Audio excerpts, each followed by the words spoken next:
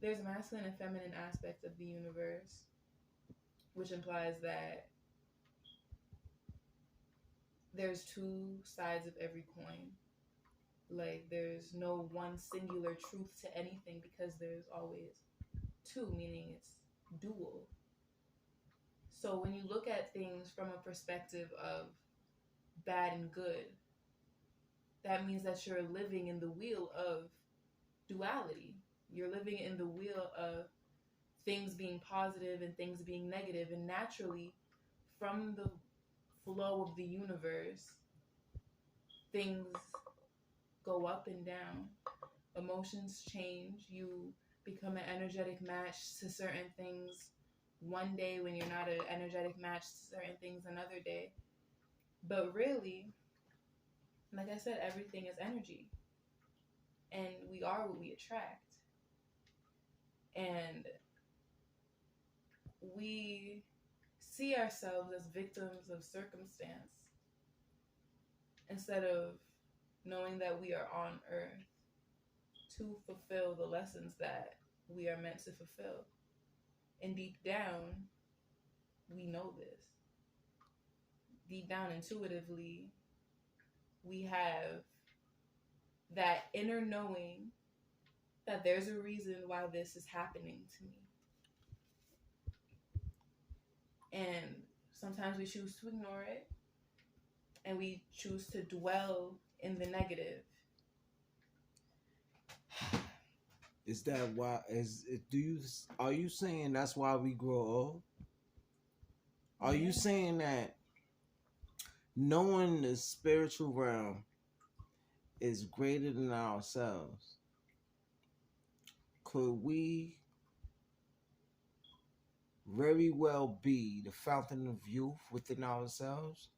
Is is the temple of the creator our body in itself? Yes. Period. Point blank. Yes. Like, we expect to grow old. We expect to look a certain way. Meanwhile, we literally create our reality simply by being. Simply by being, we are creating. So when people look at manifesting consciously as something as negative, you're just limiting yourself because everything happens because you're an energetic match to it. So why not change your vibration to attract things that you want? You know? Because people think that we don't have control over our lives, but whoever you believe has control over your life has control over your life. You could choose to be the conscious creator of your reality. You could. Hmm. That's deep. It's true. Because I think that that's what we come on earth to learn. Because, like I said, all is one. The fact that there's so many different religions and cultures, They, it's well, all, it's literally all a part of the bigger picture. Every religion is fragmentations of the big truth. Because, like I said, there's really no such thing as like a lie. There's no such thing as non truth. It's all based on perspective because somebody could tell you one thing and be experiencing a whole nother thing where you could be looking at it from an outside perspective like what, like that's not true. So then it's not true in your reality, but in that other person's reality it's what's true for them. some people could say that you sound like Jim Carrey.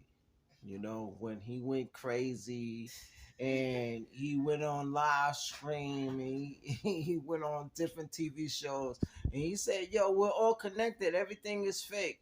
We're all one." You know, they could say that you kind of sound similar to that. What would you say if they asked you that? I think that Jim Carrey, um I feel like he's very well immersed in spiritualism as a whole.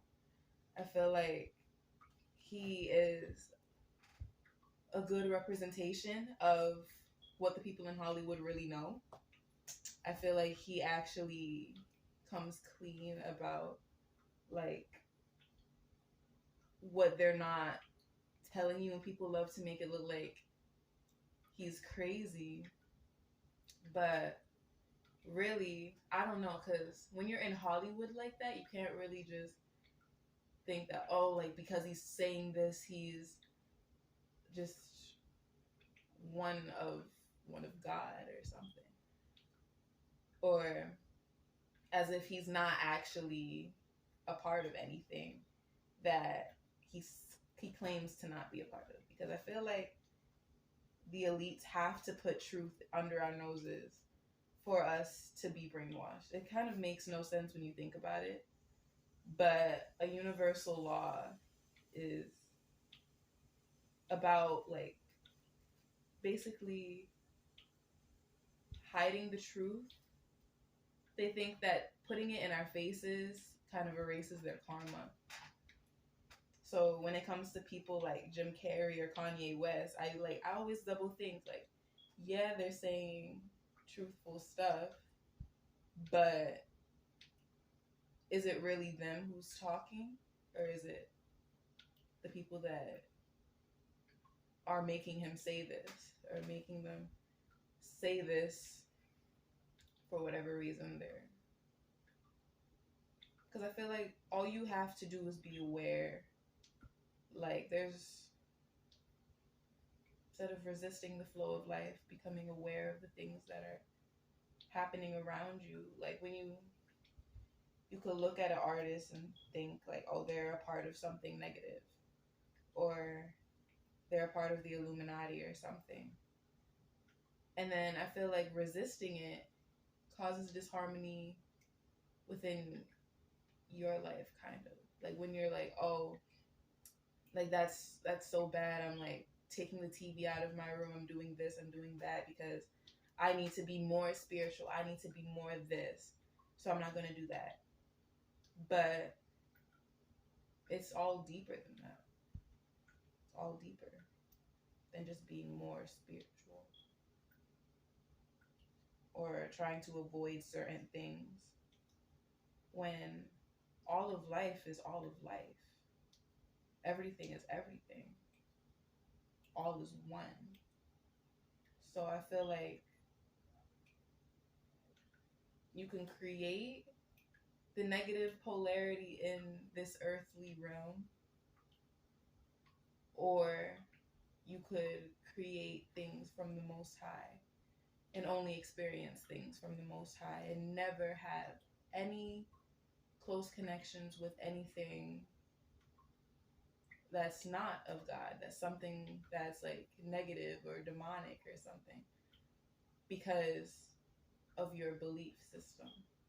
Because if your beliefs allow entities in, then that's what you got. That's your belief system. It's not just like, I don't know, everything just coexists with each other. You think everything up. This is just the first prospect of Malaysia, the Queen. Good vibrations. That's her topics. Good vibrations, real life situations. This is just the first podcast. She's doing her thing. Y'all show some love for the young queen. You know, real young queen, 18 plus. So y'all join this. Y'all join this podcast. Y'all join this stream. God bless, Queen. Say bye to your, your future fans and all that. Yeah, definitely.